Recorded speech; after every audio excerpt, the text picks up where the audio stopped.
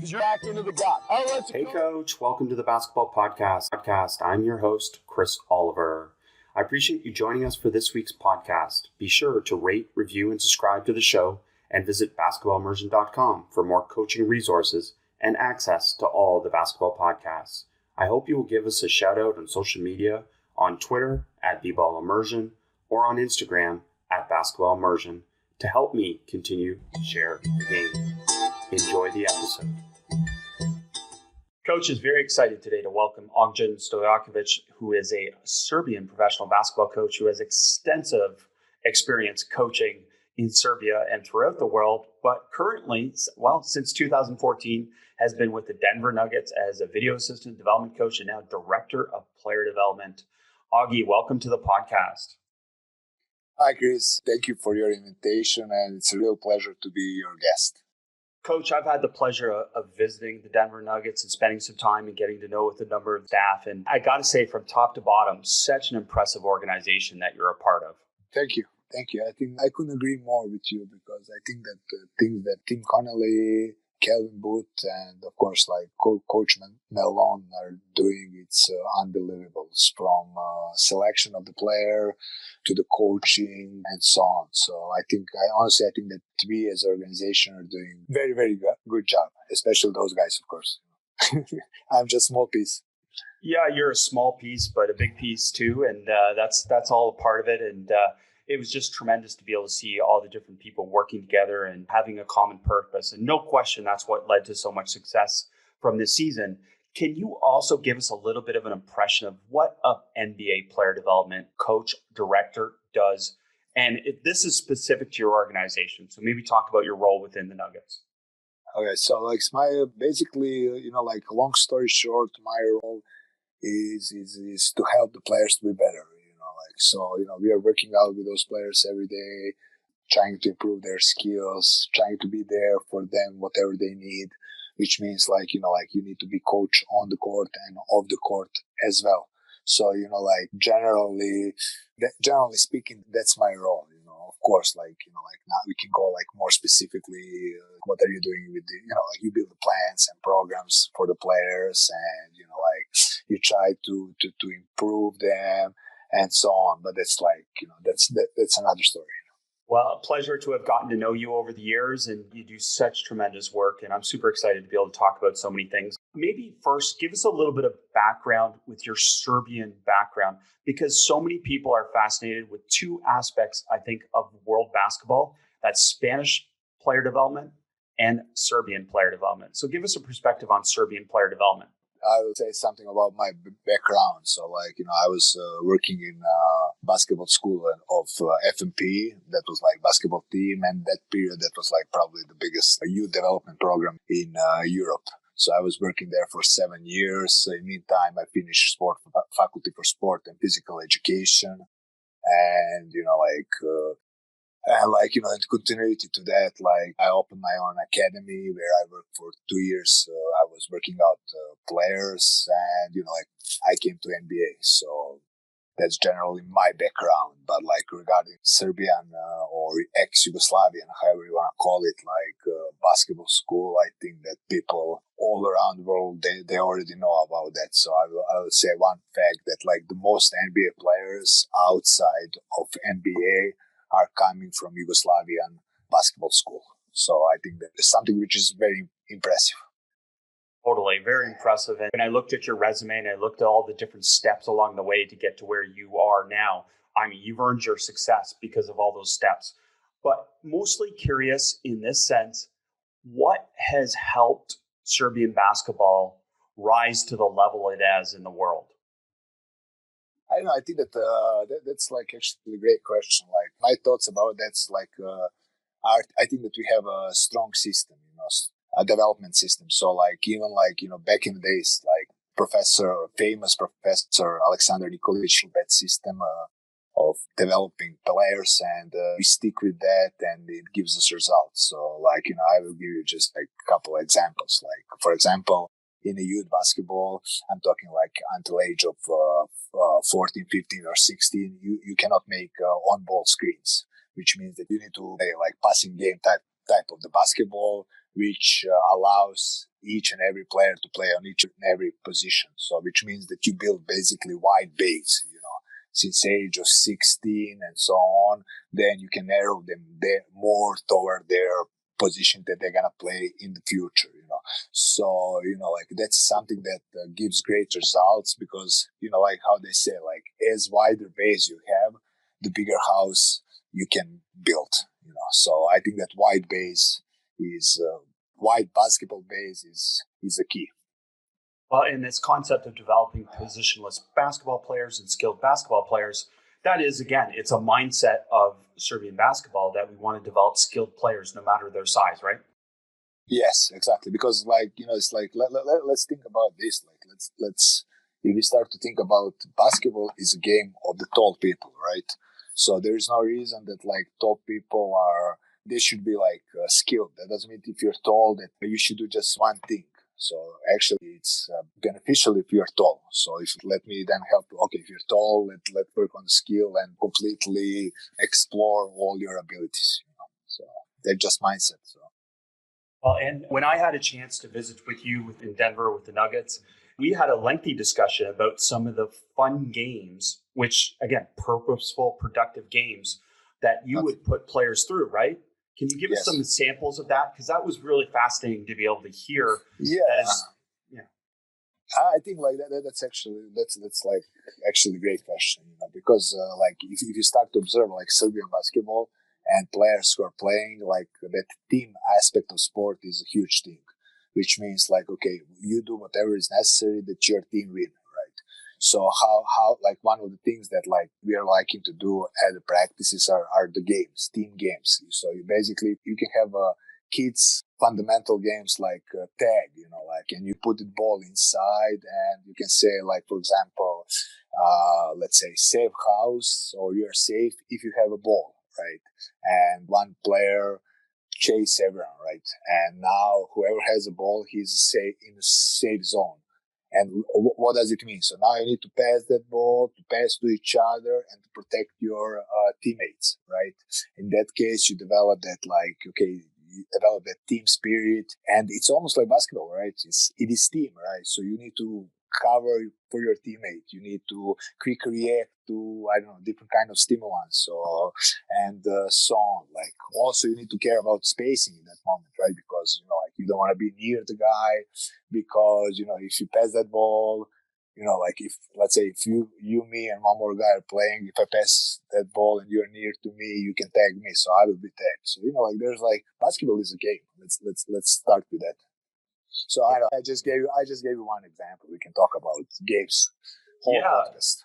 Well, and that's what we did. I mean, that was great because it's great to get that perspective. And I think sometimes that's lost in development, especially when we talk about some of these. Like it's not just about skill; it's about skill in application and talking about space and moving into space and some of these different things.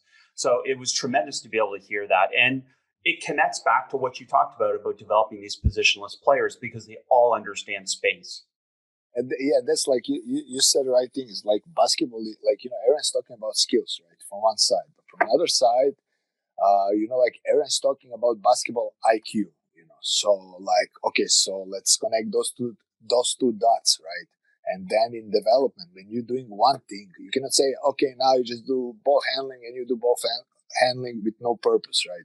So basically you need to kind of like connect those two things, okay, individual skills with that individual tactic, or and then like, okay, you're gonna do, let's say, for example, cross dribble if you have more space, right?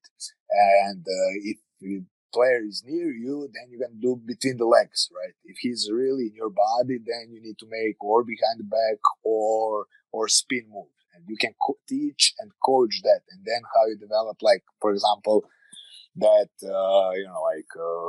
individual tactic and so on. Okay, we can talk about this like more later, but like this is just like briefly about mindset of development. Hey, Coach, thanks for all the support of the Basketball Podcast. A brief interruption to be able to share the game with you. We provide some opportunities for sponsors to be able to support this brand and this podcast. So thank you for listening. Bet online, the fastest and easiest way to bet on all your sports action. Football might be over, but NBA, college basketball, and the NHL are in full swing. BetOnline even covers awards, TV shows, and reality TV. Real-time, updated odds and props on almost anything you can imagine. BetOnline has you covered for all the news, scores, and odds. It's the best way to place your bets, and it's free to sign up. Head to the website or use mobile device to sign up today and receive your 50% welcome bonus on your first deposit. Please use promo code ARMCHAIR at checkout. BetOnline, your online sports book experts. Now back to the podcast. Well, we're going to get into mindset because that's one of the big reasons I really wanted to talk to you and to be able to share that with our audience. And maybe starting from a little bit more basic, because we talked about, what you just said, which is about skill is not just physical, but it's also mental. So can you talk a little bit about maybe what some of the underrated skills are that maybe we don't spend enough time or we don't think about as much as coaches? Well, in that case, I would tell you something like that. I would just continue to think that, we start to talk about. Let's say, I think that, skills as skills, almost everyone is doing, right? Everyone's doing like passing, dribble, and so on. But things that skill that I think that's very underrated is something that, as I said before, it's called like basketball IQ or basketball reads or however you want. So that's something that we should emphasize a lot of time to develop. Which means, what does it mean? So I said individual tactic and group tactic. And of course, in the end, we have something that's called team tactic. But let me try to explain this a little bit deeper. So individual tactic means basically what kind of skills are you going to use in a certain situation. For example, let's say, I want to set the guy on the screen, right, in pick and roll. So now, what kind of I don't know, I have in and out dribble, I have hesitation dribble, or I can try to reject, for example. So what kind of dribble am I going to use to set the guy on the screen? It's called individual tactic, right? So it's like something that I'm going to use in that particular moment, in that particular situation. It's built on my personal abilities, right? Group tactic is something that it means cooperation among 2, 3, or 4 players, right? So how you cooperate among those guys. And I will try to give you one, let's say, example, let's say something very simple, but where I will try to explain all those things. So let's say we have a high pick and roll, single side tag, right? And now I will start the ball handler, right? So ball handler has a ball, and I already said that before. Okay, how is he going to set the guy on the screen? Okay, that's the first thing. That's part of his individual tactic. Then he's going forward, and let's say X big is in drop, right? So now he has that read in the pocket. So what kind of pass he's going to pass to the big? Is it going to be bounce pass or shuffle pass? Then also that read that he has in that moment is okay, is he going to pass hook pass to the guy in the corner or even jump pass, So that's all. That's his individual tactic. If nothing, so what's his continuity? So now his continuity can be low pass, or he can try to finish over the big. And even if he goes to finish over the big, that's his individual tactic. Okay, what kind of finishes he's going to use according to his skills, size, and defender, of course. So that's a part that's called individual tactic. Now, what does it mean group tactic? I think this is very, very important, and if you start to observe certain players like Nikola Jokic, LeBron James, let's start. LeBron James, Jokic, Doncic, and so on, you can see that they have that understanding of basketball, of cooperation. So let's say we have, for example, ball handler. He also, let's say, he needs to know if he passes the pocket pass to the big, he needs to know what 3 things bigs will do. Is he going to shoot? Is he going to drive? Or he will kick it out to the corner, right? And then what is the next step? He also needs to anticipate, right? What if X corner defender? What if he has high tag, right? If he has high tag, he needs to anticipate that's backdoor cut from the corner guy. And both of those guys are knowing that. Not know that. That's backdoor cut. That's a situation for backdoor cut, right? Then, or like, continuity. He needs to know, like, if he starts to drive, right? And he has a late pass for the big, right? Even if he doesn't have late pass, he has a kick it out pass, which means that the big will seal behind and he will have that, like, pass from the corner guy who stay behind, catch that ball and pass it to the big. So basically he needs to know that's something that's called like group tactic. And each and every player, basically all three guys needs to know all three things for each other. And same thing is for like corner guy, right?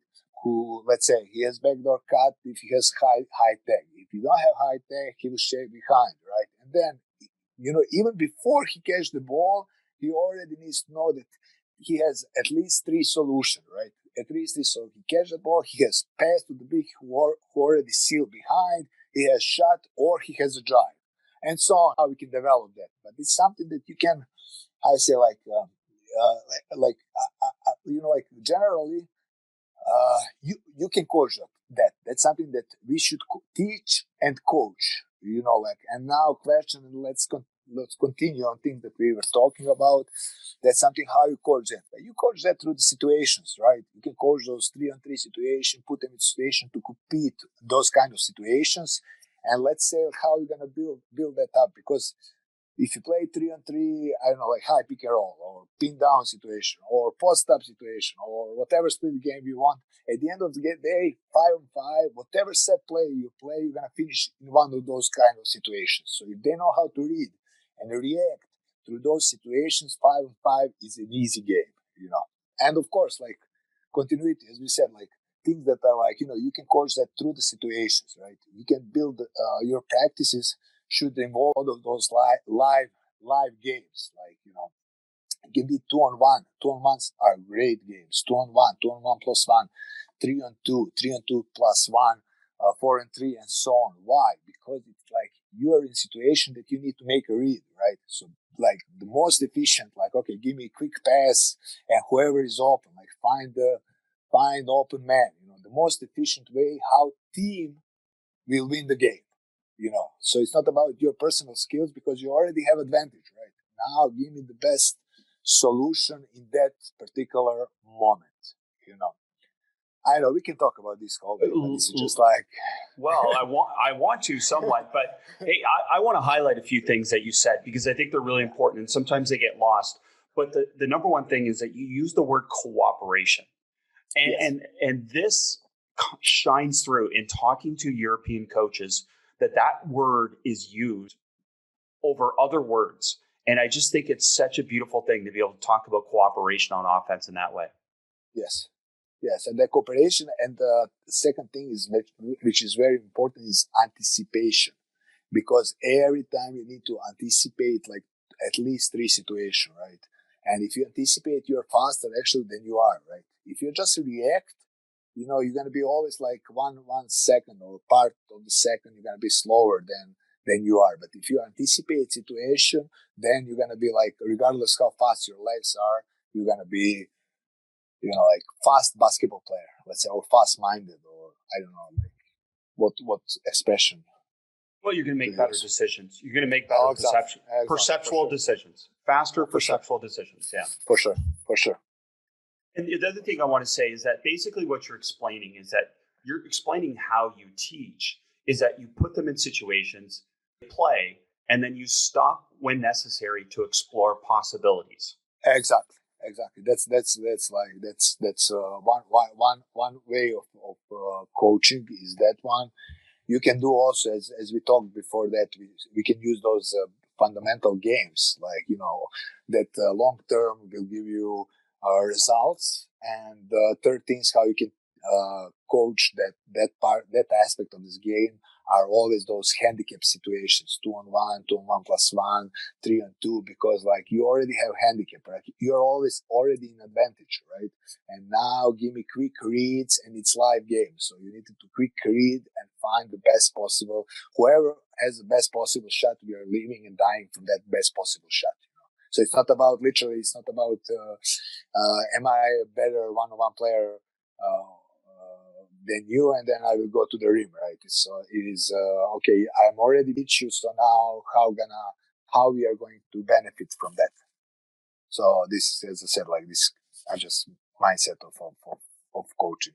Well, and it's tremendous because as you have talked about with me previously, you largely came up through a blocked repetition type of system where it was like rep and rep and rep and rep. And then you evolved to this understanding of what was being missed. Yes. Yes. And I just want you to talk about maybe where this connection came, because I think a lot of coaches are still trying to make that connection, that we don't need to do thousands and thousands of blocked reps. That's not to say block's not important, but help us understand when that connection came for you. Yeah, but that's let's start to think like this. Like, okay, are the reps important? Yes, they're important. Like, does it need to be right reps? Yes, there need to be right and efficient reps. So, but let's think like this. What kind of basketball? Let's start with this. The best practice is a game, right? So, what do we want to do when we are kind of like when we have our own practices or workouts or whatever? So we want to copy things or from the game, right, and try to make it kind of like more demanding, right? So if I start to think like that, so what kind of things you want to have at your workout, practice, and so on. So you want to have that like some kind of the reps, right? Because you need the reps because of muscle memory. You want to jog your muscle memory.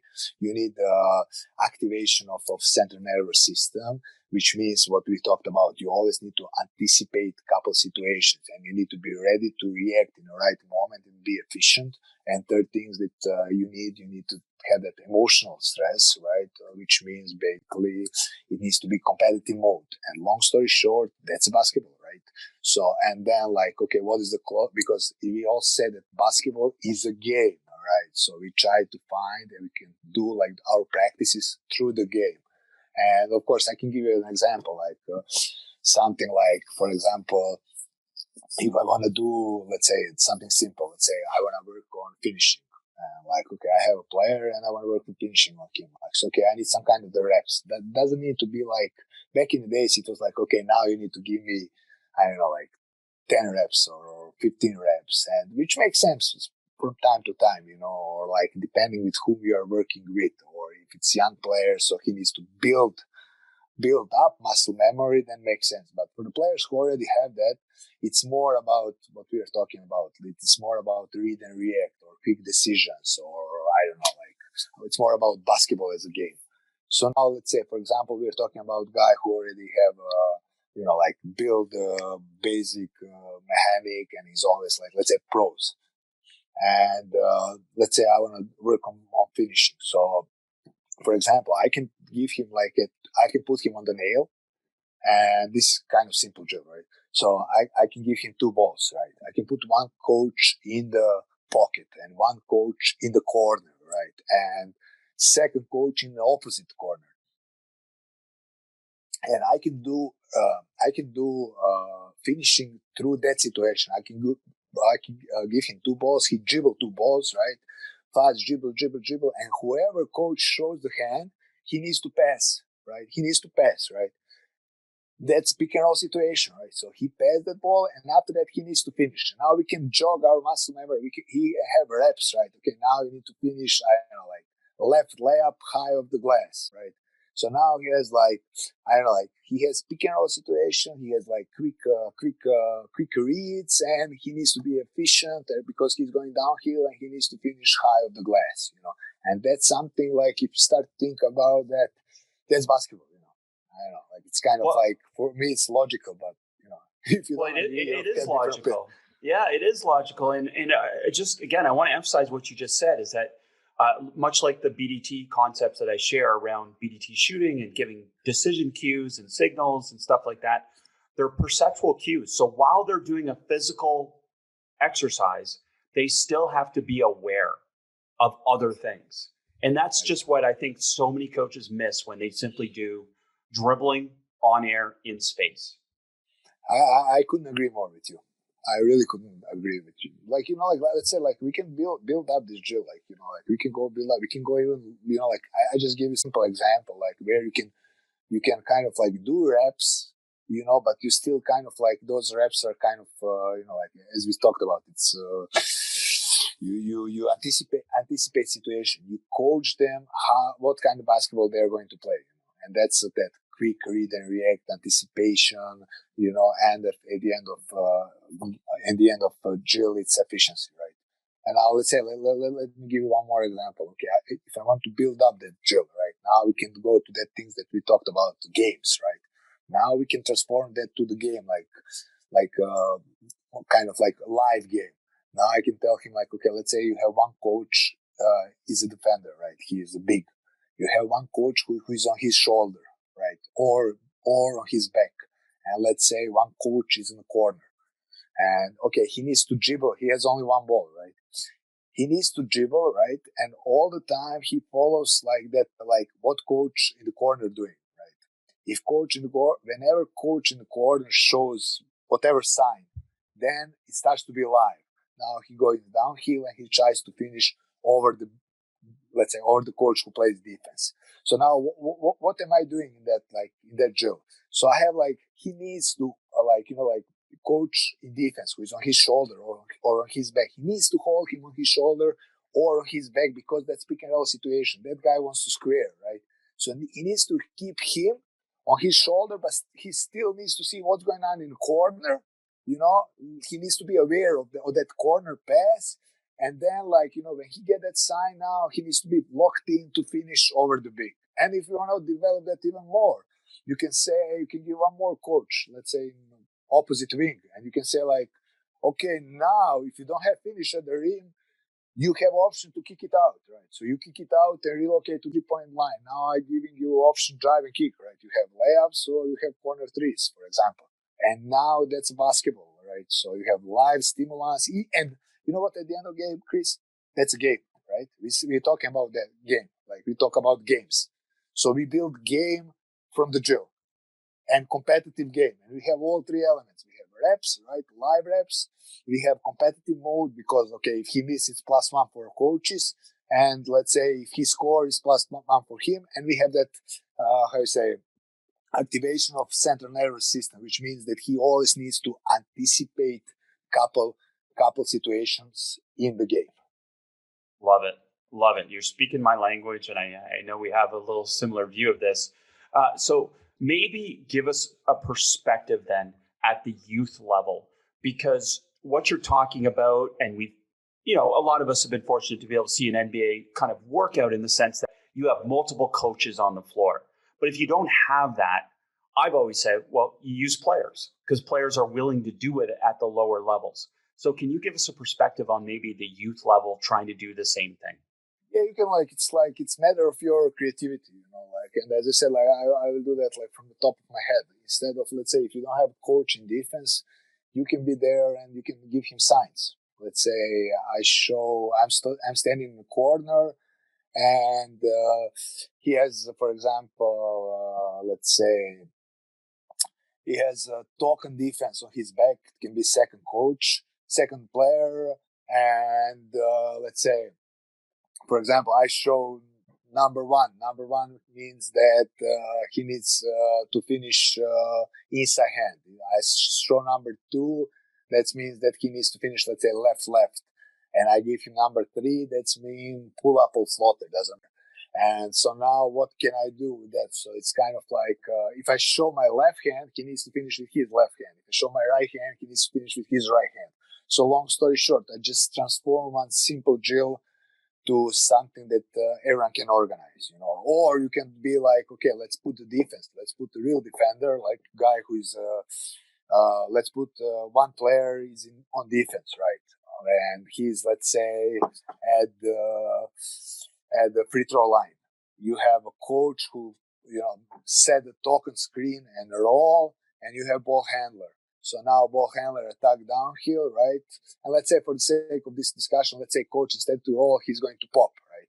So now we have a situation that he's going downhill, and then he has option to finish over let's say, a defender, or if he doesn't have finish, he can kick it out to the coach and relocate to the 3-point line. So basically, we can, we transform same thing like to different kind of stimulants.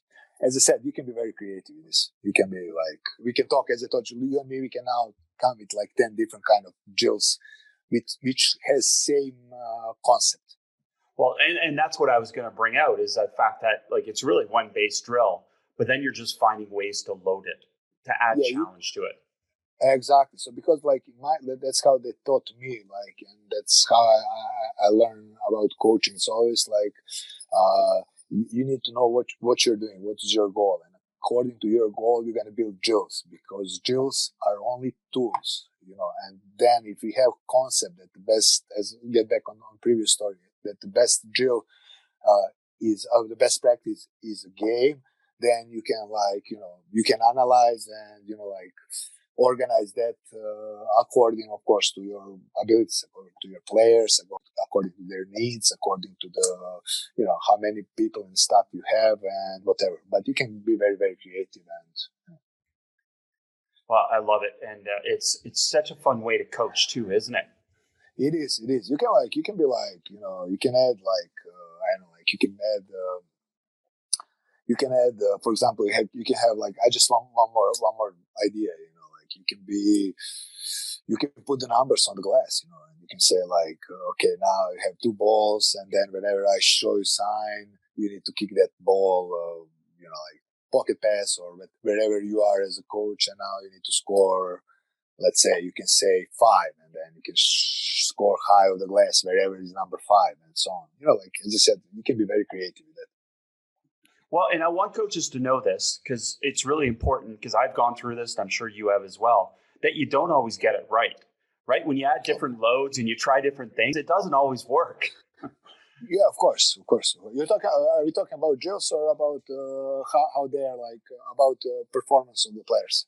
Well, just in terms of you trying to shape a certain behavior or a certain skill, and then you add a certain load of challenge. And you know what? Sometimes you don't shape what you thought you were going to shape. And that's part of this process, right? Of course. You're completely right. That's a part of our job as well, right? So you're always analyzing. You finish your practice, you analyze practice, and then according to that, or workout, whatever, like you analyze and you clean up, like okay, this works less, this works more, and so on. But as I said before, like I strongly think and I strongly believe that drills are only tools and means for which help us to achieve our goals, which means that there's I don't know, like millions and millions and billions drills. Like, doesn't mean like you and we can do same drill and it can have just change the angles a little bit. It's going to be different drill. So it's not about drills, about what you want to achieve with that drill. So, that's my mindset that I strongly believe. Well, I love this. And the whole discussion comes back to this as well, which I want to get your thoughts on to be able to share with coaches. And that's, how do you communicate this to players? Because a lot of players, especially that weren't brought up in some of these systems, were brought up in a very block drill way. So now you're putting them in these perceptual reps with all these different variables. How do you explain to them that this will help them more than that? I think that's it's not about it's like that. That's completely, as you said, you need to, it's very important. Let's say if you, for example, if you do workouts, it's more about individual approach. If you have your own team, you also need to try and talk to the players and explain what are you doing. So which means that players are super smart. They're probably very, very smarter than us, which means that you need to, come to the player, explain him, okay, today we're going to work on this, and that. And our goal for today's practice is this and that. And according to that, he will be mentally ready, and he's going to figure out what are you doing, that day. And at the end of that practice, workout, or whatever, it is always good to analyze practice or workout or whatever. Just okay, of course, with positive approach. You want to be okay, this is good. We're growing up. This is better. This needs to be a little better, and so on. In that case, I think I think that gives chance players to grow in the right way. I don't know. It's my opinion. Hey, Coach. Thanks for all the support of the Basketball Podcast. A brief interruption to be able to share the game with you. We provide some opportunities for sponsors to be able to support this brand and this podcast. So thank you for listening. Bet Online, the fastest and easiest way to bet on all your sports action. Football might be over, but NBA, college basketball, and the NHL are in full swing. Bet Online even covers awards, TV shows, and reality TV. Real-time, updated odds and props on almost anything you can imagine. BetOnline has you covered for all the news, scores, and odds. It's the best way to place your bets, and it's free to sign up. Head to the website or use mobile device to sign up today and receive your 50% welcome bonus on your first deposit. Please use promo code ARMCHAIR at checkout. BetOnline, your online sports book experts. Now back to the podcast. Well, and that's what we want to hear. We want to hear your opinion. I know. Why I'm saying that, like, if you kind of like, if you don't agree with me about something, please, it's discussion. Like it's not set in stone. Just ideas and mindset of practices, workouts. Totally, it's the best part about kind of everything that I get to share is I get to share ideas. And ultimately, a coach has to decide if that fits them or not, that suits them or not, right? Exactly.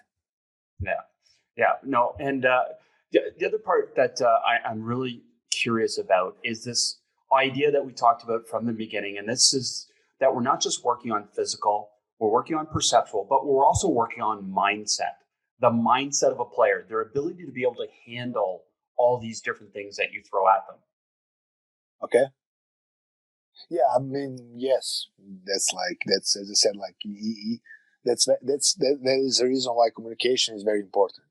It's that I strongly believe in that. So communication, explanation, and so on. So that's and then of course we all should analyze everything what we're doing with the players. This gives us results. This didn't give us result, and then give me your feedback. Okay, what do you think? That's also very important. Like, okay, how do you feel about this practice? Is it something that helps you or not? So, of course, you can ask that after a couple practice. You cannot start with first one. Sometimes you can. Of course. So is the main difference between developing youth players and developing an NBA player to a certain extent is the role, right? The role identification is much stronger at the NBA level, whereas at the youth level, we want to make sure that we build this broader picture, right? I think that I didn't quite understand you. Can you kind of like try to explain me that a little bit deeper? So yeah, well, what I'm saying is that an NBA player, to a certain extent, you're working on them being able to fill their role without getting into specific players, but certain players, that's their role. And they don't have to get outside of that role to be able to be successful. But for youth players, we want to build it in a more broader sense, in a wider sense, that they have all these possibilities until someone defines a role as they get older. Yes and no. Yeah, I'm like, you're completely right from one side, and I completely agree. But there's a lot of gray areas. So we also shouldn't be kind of like afraid to explore those gray areas. So let's start with the youth players. That's like 100% I'm with you. So it's like as a wider base, give them like a bigger opportunity to reach their maximum, like their full potential. But when you have like, for example, let's say pro player, like that doesn't mean like, okay, let's say I will give you an example. You have Big, who is just a roller, right? Lob threat. And so now you say like, okay, his role is he's just a roller and a lob threat. Yeah. But that doesn't mean that he shouldn't work on his ball handling and his passing, right? Because let's say I will give you an example now. Okay, he rebounds. He doesn't have first pass, outlet pass. He needs to put that ball on the floor. He needs to make 1-2 bounces, and then after that he has those outlet passes. And now basically you can work with him on those elements, those like ball handling, passing, which can help our team to be better. Although majority of his points are going to be lob threat, right? Or let's say, okay, let's say he's at the top of the key, he catch that ball, and he needs to move the ball from side to side, right? So like, okay, he needs to be decent, like, and there's no reason he's not decent ball handler and passer. Okay, he can make one or two bounds, try to go DHO, or even to reject the DHO and go downhill, or keep it in that moment. Like, those are elements that there's no reason that they cannot improve, which is going to give him one more dimension, right? And if he has one more dimension, it's going to help us as a team to be better. Like, there's like philosophy, of Serbian basketball, which says like, if everyone is better at least 1%, team will be better 10%.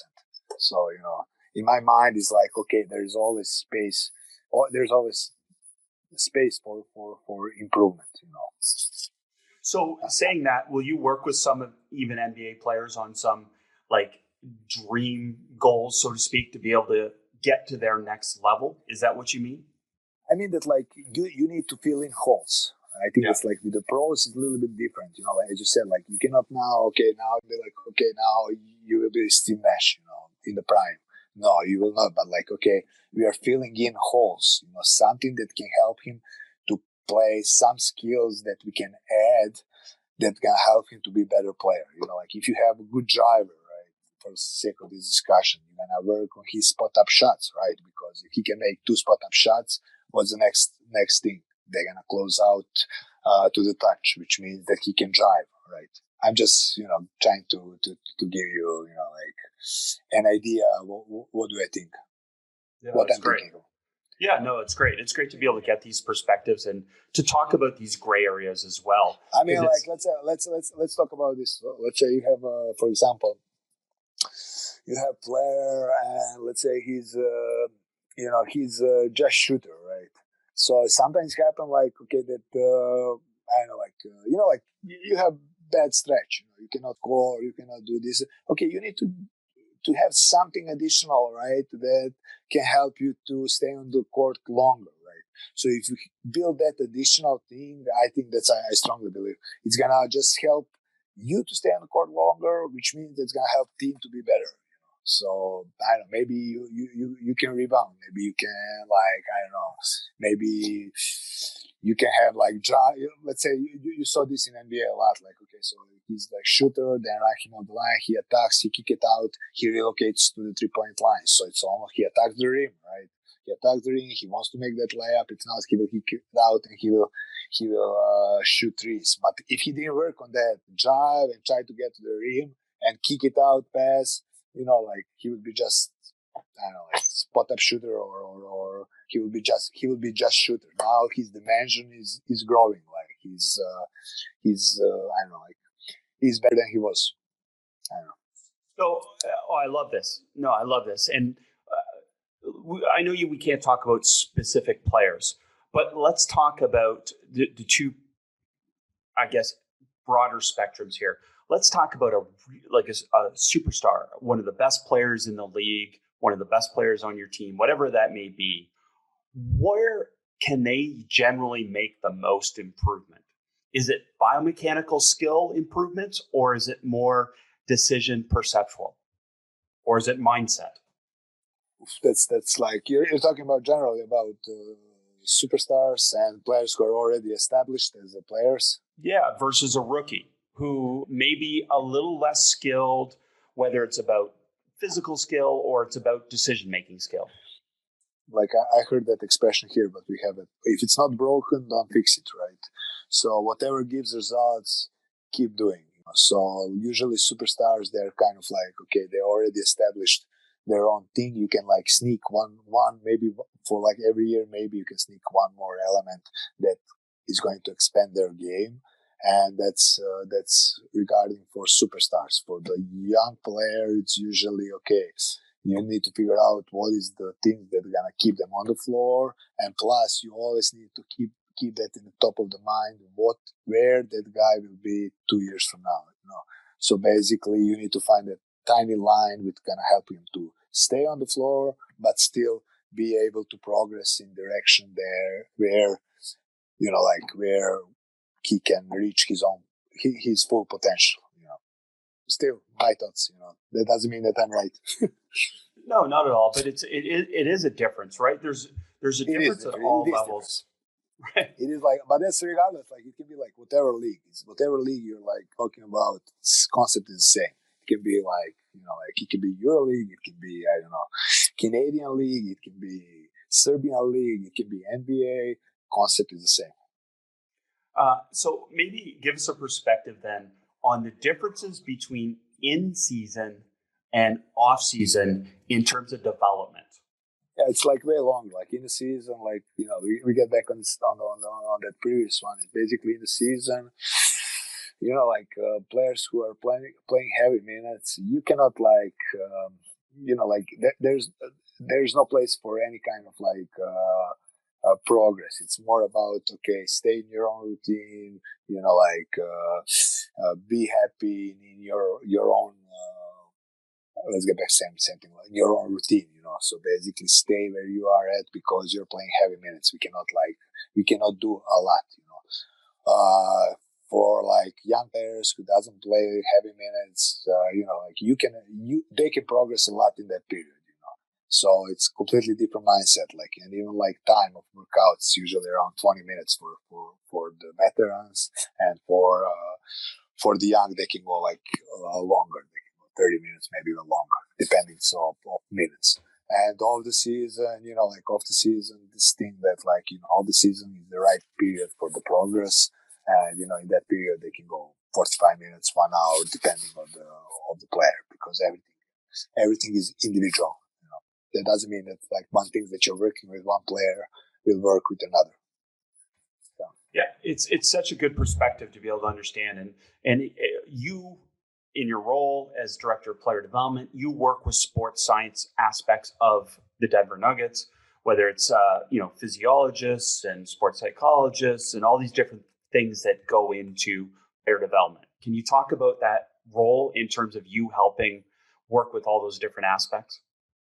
Yeah, this is something that I would just like to say that first of all we have I think that we have great, if not the best, it's not mine to talk about that, but we have good development team that we are working together. So we started John Beckett, then Stephen Graham, and Boniface and Dong. So we have great cooperation among ourselves, and we communicate daily about players. That's the first part. Second part is we have guys who are who are great in sports science. We have great strength and condition coaches, and things about that. We have those meetings and we're talking about players. We discuss, we consult among each other. So it's at the end of the day, that's team. I don't know, team, as basketball is team sports. So same thing is with us. We have team spirit, and team. It is team sport for us as well.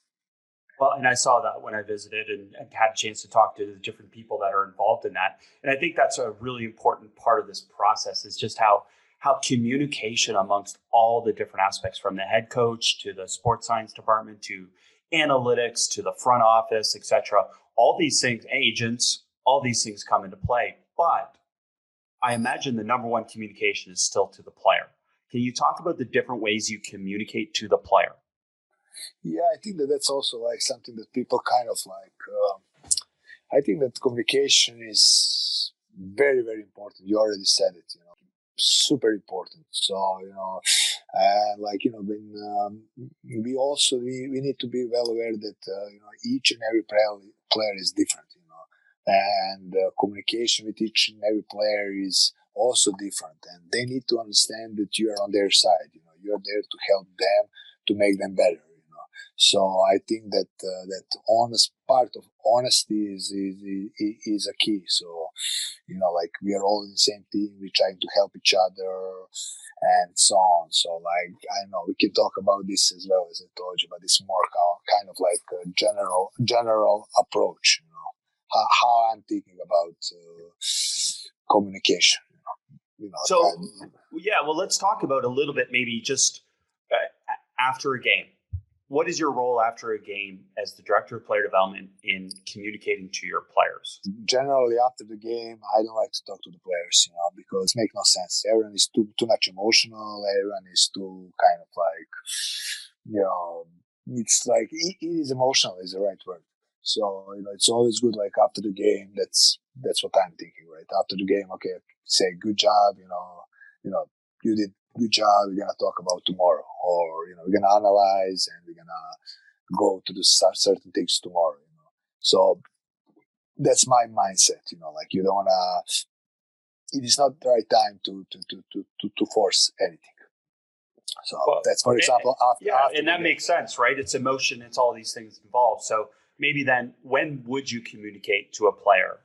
But tomorrow is always like the day after, like whenever everything is like when everything is where everyone is a little bit cooled down, and also like there's like sometimes you need to be aware that like players, for example, if player has a bad game, he knows that he had a bad game, it's not that you're gonna come there, hey, you know what, you had bad game. He already knows that. So like maybe he had like, you need to figure out what kind of mistakes are. Is it like teaching mistakes? If those are teaching mistakes, then yeah, go through that tomorrow, analyze, and think more as a teaching points. But if those mistakes are like mistakes that happen, like silly mistakes, this and that, it's like it's pointless to talk about that. Like that's my opinion.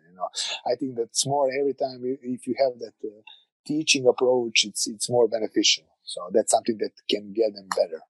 Can you talk about the individual approach? This is like, I think that especially in workouts in NBA, that individual approach is something that it is super, super important, right? Because we already talked about that, like each and every player is different. They have different needs and so on. So like, like you need to have different approach at the practices, at the workouts, and in communication with them, of course, So like, I will tell you one story that I heard from professor at my university, like famous Professor Koprivica. So he said something like he was talking about the players and he was talking about the injuries in sport, And one of the things that he said was like smart players, they have less chance to get injured. So we were like, okay, what does it mean? They will never push themselves like over their limits, So it stayed in my mind, like kind of, okay, well, what does it mean? And then like, when you start to observe and analyze, like you have super talented players, right? And sometimes, like we all want them to be like, okay, now they need to be the hardest workers. But it's not like they don't understand sometimes why they need to be hard workers, because like, they're already super talented, and there's no need for him to work more than it is necessary, right? Because he already has a results, right? So, point of this story is like, okay, now we need to figure out as a coaches, we need to understand like that we are talking to the super talented and from the other side, super smart players. So we need to figure out how to push the button, right?